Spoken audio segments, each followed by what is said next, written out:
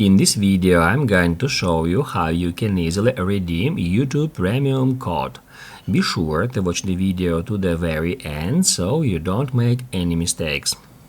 Let's get started, guys, and first off we need to open up a web browser. Today I'm gonna use Safari. You can use any web browser you like.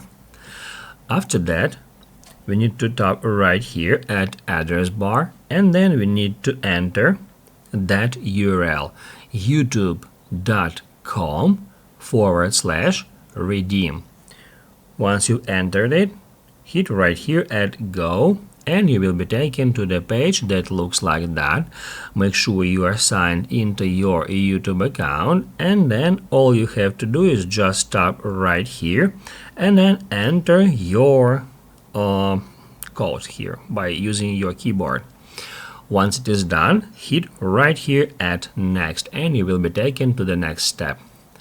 Basically, guys, that's it. So if this video was helpful for you, don't forget to hit the like button.